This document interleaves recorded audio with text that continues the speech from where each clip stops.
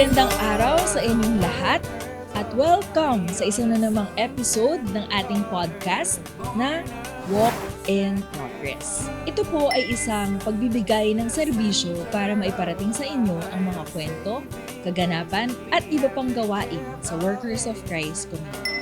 Ito po ay sumasalamin sa ating buhay na dapat nating isaisip at isapuso ang bawat salita ng Diyos. Ako po si Sela Nicolas, ang inyong host. Samahan niyo ako ngayong araw at pakinggan ang isang magandang kwento ng ating head ng music ministry na si Tita A. Hi Tita! Hello! Maraming salamat sa pag-accept sa ating invitation dito sa ating podcast na Walk in Progress. And thank you also for inviting me. So Tita A, bilang isang music ministry head, so, gaano ba siya ka-different? Or kamusta ba siya? Ang pagiging music ministry head ni Tita A. Alam mo, magkaiba si Tita A at saka yung pagiging music ministry head. No? Yung difference is more on yung persona, yung personality. Pagka Tita A, di ba? Ang pagkakakilala mo sa akin, oo, di ba? Jolly. Wala lang, parang hindi seryoso. Pero pagka kasi sa music ministry, service kasi yan. And seryoso siya kasi syempre piniprepare natin yung mga praise and worship songs, mga kanta sa misa. So medyo pagka pinaiiral ko yung pagiging music ministry head ko, kailangan medyo seryoso ako. Ito yung isa sa mga service na parang challenging. Fulfilling siya, pero challenging din.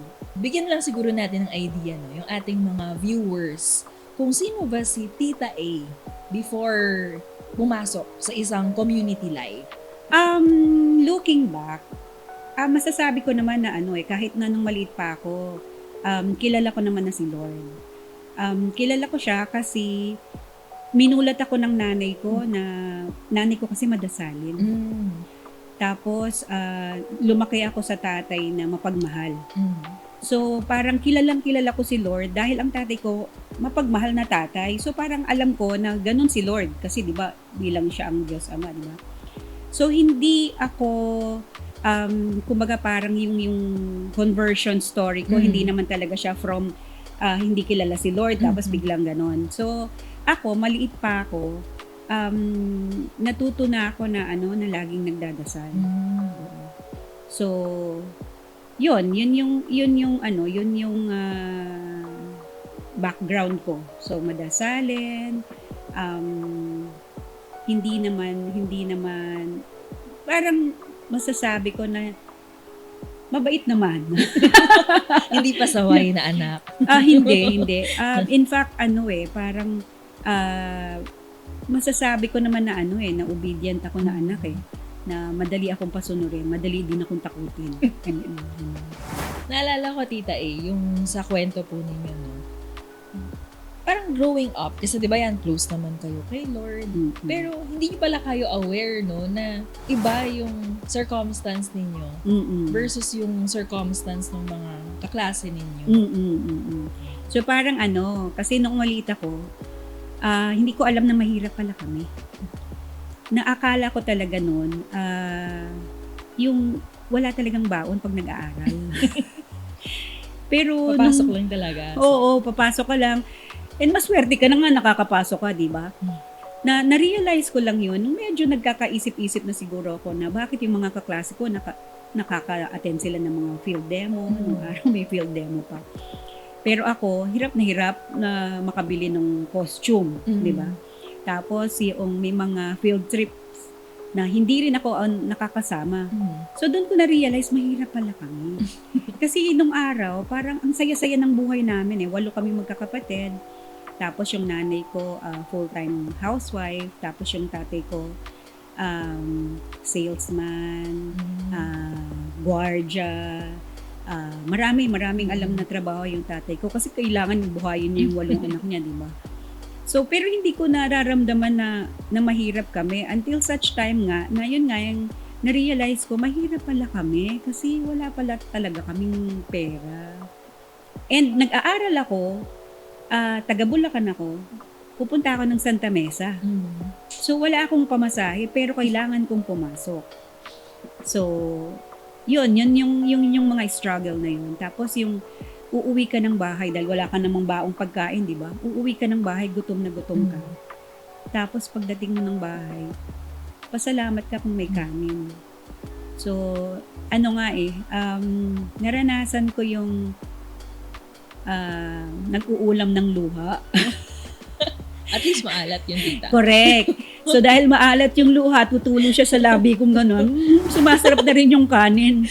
So, ganon kahirap yung buhay. Oo. Pero yun yung yun yung maganda siguro dun sa buhay ko na-appreciate ko tuloy yung ganda ng buhay ko ngayon. Kasi from yung buhay na walang ulam, ngayon iniiwasan ko na yung kanin. Kasi sa ulam pa lang okay na ako, di ba? So, tapos, dati, alam mo, nagwa 1, 2, 3 ako sa jeep. Oo, wag niyo pong gagayahin yun, no? Kasi, kaya ko lang naman nagawa yun dahil sa sobrang hirap talaga, kailangan kong pumasok pero wala akong pamasahe. So, kinokondisyon ko na lang yung sarili ko na kunwari ay kamag-anak ko yung driver na o kaya pagka sa bus, pagka mayroong conductor na sasakay, yung inspector na sasakay, bababa na ako. Sasalin ako sa susunod na bus. So, yun yung mga struggle nung panahon na mahirap. Nung time na nare-realize nyo na ganun pala, no, yung kinalalagyan ng inyong pamilya, hindi po ba kayo nakaramdam ng parang tampo, ganyan? Kasi di ba, may relationship na kayo kay Lord. Hindi po ba kayo nakaramdam na, Lord, bakit ganun? May mga times po ba na kine-question ninyo? Or parang yun nga, nagtatampo kayo sa ganung sitwasyon ng buhay? Alam mo, hindi.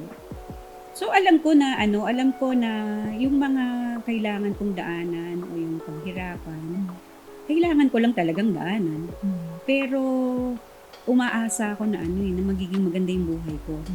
Na at the end of the road, magiging victorious din ako. Yun yung maganda siguro na kinalakihan ko. Na siguro parang pinamulat din kasi ng nanay ko na pagka pinaghihirapan mo ang isang bagay, merong ganding palang naghihintay. Bihira yung ganyan, di ba? Yung talagang matibay na yung, or matatag na yung relationship kay Lord simula pagkabata. So, ano po yung mga tumulong sa inyo para maging ganyan ka-firm yung faith ninyo? Yung support ng mga kapatid, yung pagmamahal nila na parang laging nakabantay. Kasi bunso ako laging nakabantay, laging nakatulong, ganyan. So, parang somehow, naiisip mo na mahirap nga yung buhay pero laging may umaalalay parang laging may tumutulong. So nararamdaman mo na may mga pinapadala si Lord na mga tutulong sa'yo. So hindi ka dapat na, yun yung nararamdaman ko dati na hindi naman ako dapat na nalulugmok lang na hirap na ako talaga, ganyan. Kasi nga may mga pinadadala siya ng mga tao, may mga circumstances na nangyayari na bagamat nagiging mahirap yung sitwasyon, nagiging okay din. Ayan, Tita A. Kasi 'di ba, kayo, growing up, meron na kayong maganda na yung relationship mo. Kilala mo na si Lord, ganyan. Pero what made you decide na sumama pa sa ganitong klaseng community tulad ng Workers of Christ? Nung una, kasi nga, di ba, from mahirap na buhay, nagtatrabaho, kumbaga ngayon kasi naiisip ko, maganda na yung buhay ko so parang, kaya ako nag-join sa community and I was really looking for a community. Kasi, ang iniisip ko noon, being in a community is giving back, di ba? Kasi di ba parang grateful na ako, very thankful ako na inalis na ako ni Lord doon sa putikan. Hindi naman putikan. Inalis na ako ni Lord doon sa hirap ng buhay. Kaya parang ngayon gusto ko magbalik naman, 'di ba? So iniisip ko pwede ko magawa 'yon through a community. Mhm. Kaya nung na-invite kami Mhm. nung kapitbahay namin na dinaan kami sa pabigay-bigay ng ulam, ganyan. So parang ang ganda nung naging namin relationship Mhm. as neighbors. So hindi sila nahirapan na i-invite kami doon sa seminar. Ako nga hindi naman maliwanag sa akin kung ano yung pupuntahan namin eh. Pero alam mo yun, yung syempre, yung kapitbahay mo nga, lagi kang binibigyan ng ulam, dadalhin ka pa ba niyan sa masama, di ba? So kung ano man yung pagdadalhan namin na, kung ano man yung pupuntahan namin, I'm sure na yun na maganda. So yun yung kung bakit. So hindi po kayo aware na nung in-invite kayo sa isang Change for a Lifetime seminar, kung ano man yung context nun, wala talaga kayong idea? Wala. Parang sinabi lang niya na, sis, meron kaming ganito, hindi ko maalala yung title kung sinabi man niya. Sabi ko, sige, sabi niya, sa ano yun ha? Sa ganitong petsa? Sabi ko, sige, sabi niya. Ang tinanong ko lang sa kanya, pwede ba kami mag-anak? Oo. So sabi niya, ay oo, mas okay. So we attended the whole family. Sabay-sabay po kayong 5? Hindi naman sabay-sabay kasi yung first day hindi pwede. Merong hindi pwede sa amin. Pero tinapos namin lahat. Ganda po no? Kasi naisama nyo yung pamilya po ninyo sa ganitong klaseng gawain. So right now, ilang years na nga po kayo sa community? 10 years na, 10 nung years. November. Ayan, diba? 10 years and kamakailan, di ba, na inbita kayo na mag-serve bilang head ng music ministry. So, ikwento naman po natin sa ating mga viewers, no? Ano po yung naging reaction ninyo nung sinabi, ikaw na yung kayo ni Tito, magiging head ng music ministry? Alam mo, nga yun sobrang paano ako ang magiging head ng music ministry? Di ba nga, kung kumakanta nga ako ng Thank You Lord, malungkot. So, ibig sabihin, hindi ako ganon kagaling kumanta. Pero kasi, ang pinarealize ni Lord sa akin doon, hindi naman niya tinitignan yung talent. Pagka tinawag ka niya sa service, ang hinihingi niya naman sa'yo, hindi yung kung ano yung wala ka. Kung ano yung meron ka, syempre, di ba? So, ang hinihingi niya sa akin nun is yung time, yung openness, yung obedience, na tinatawag kita doon, akong bahala, di ba? Sabi nga, hindi naman niya tinatawag yung mga qualified, kino-qualify niya yung mga tinatawag. Punong reminder na yun, no? Kasi baka mamaya tinatawag na pala tayo ni Lord to do something. Minsan, kailangan mo lang pala makinig. And ayan, natutunan ko rin sa inyo, tita, no, na yung pagdarasal, kasi di ba sabi nyo, hindi lang pala siya yung hihingi ka, kundi makikinig din. So, kamusta po yung nyo? Parang pinaka-prayer life? Yun yung isa sa masasabi ko na nabago sa akin nung mag-join ako ng community. Kasi noon, although sinasabi ko lagi na madasalin ako, na talaga namang lahat ng bagay ipinagdadasal ko. Pero nung nasa community na ako, alam mo, mas naintindihan ko na yung pagdarasal, hindi naman siya laging hingi ka lang ng hingi.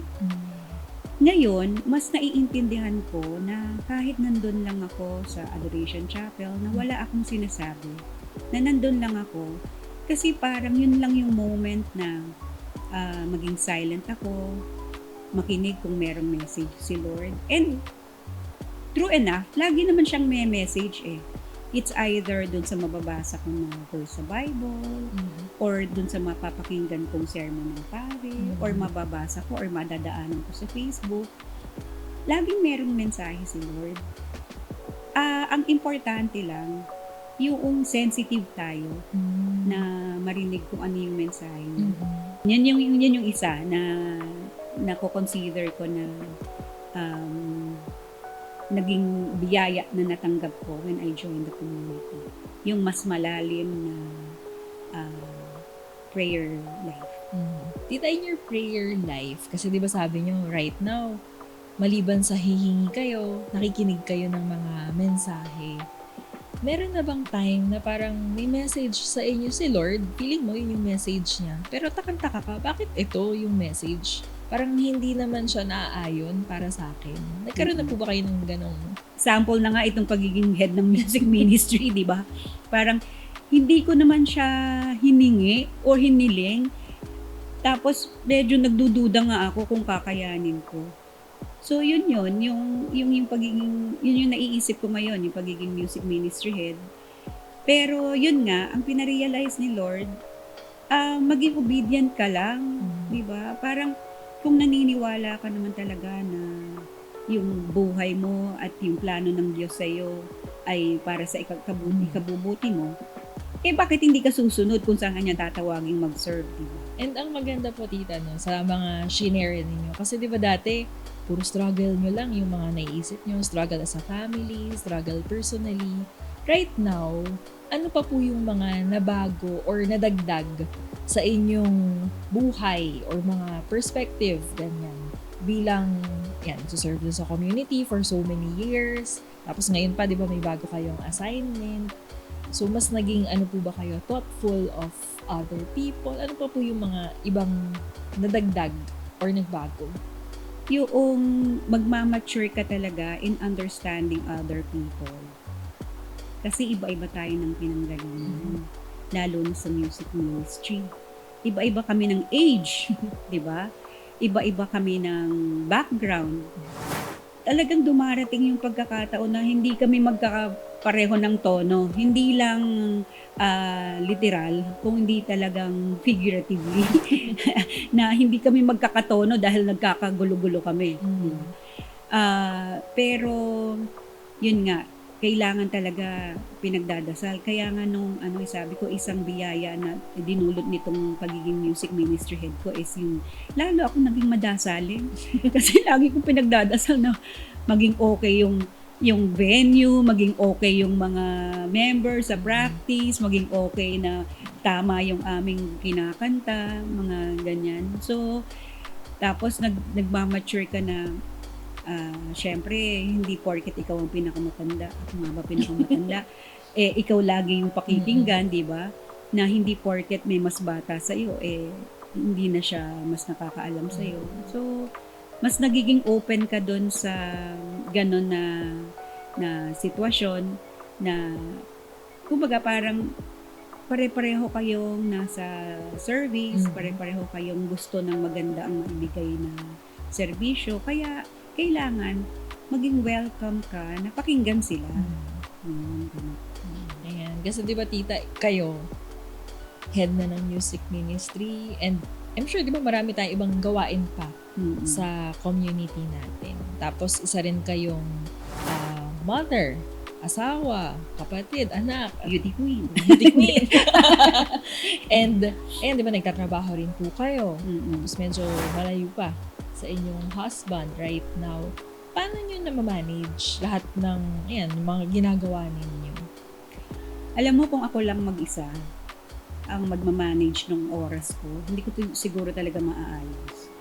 Yung titignan ko pa lang yung whole day ko, yung schedule, hindi ko kayang ayusin. Pero yun ang siguro ang isang kagandahan na nagsisimula ka sa paggising mo pa lang ng umaga, magdadasal ka na, hihingin mo na kay Lord na, Lord, pakiayos po yung aking araw, magawa ko yung kailangan kong gawin sa opisina, magawa ko yung kailangan kong gawin para sa community, matugunan ko yung mga pinapagawa ng mga anak ko, ng asawa ko, diba? Yung mga ganyan. Importante yun eh.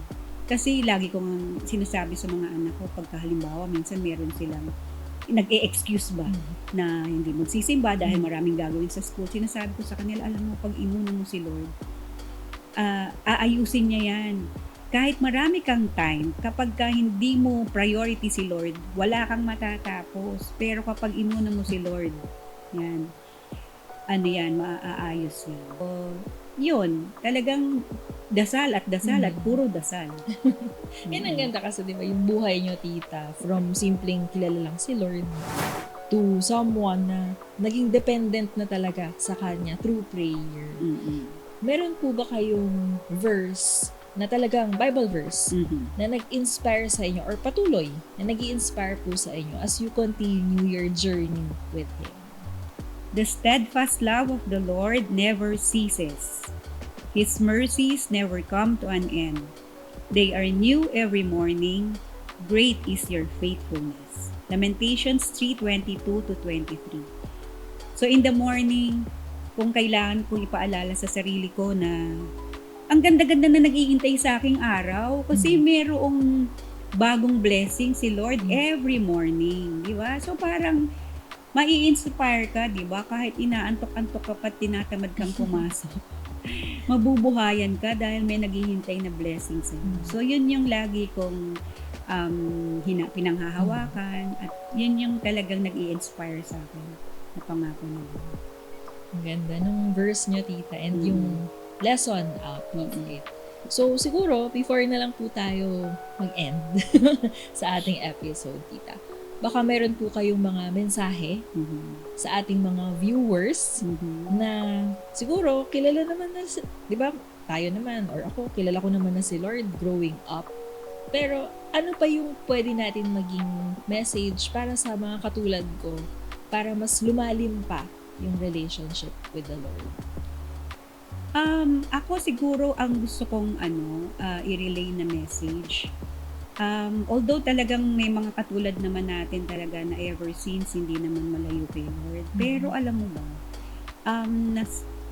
yung pagkakakilala kay Lord, yung pagdadasal sa Kanya, mentras lumalalim yun, mas gumaganda yung relationship natin sa Kanya.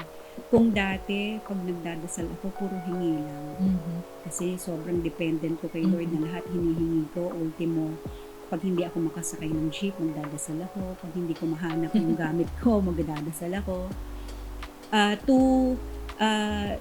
Mas matured or mas malalim na pagdadasal na nananahimik lang ako kasi parang this time gusto ko naman malaman ano ba yung message mo sa akin ngayon, Lord? Ano ba yung papagawa mo sa akin? Although medyo may kaba yun, kasi baka may mission ka sa akin na ganyan. Oo. Talagang nagiging dependent ka na kay Lord. Sana lahat ma-experience yung ganun. Ako actually, alam mo, hindi ko naman gustong mag-sound morbid, pero hindi ako natatakot mamatay. Kasi parang excited ako. Kasi everyday, kausap ko si Lord So excited ako to see Him face to face. Kasi di ba parang pagising ko pa lang ng umaga, magdadasal na ako sa Kanya. Tatambay ako sa Adoration Chapel para lang makipag-moment ko sa Kanya. So parang looking forward talaga ako na makilala siya at makita siya.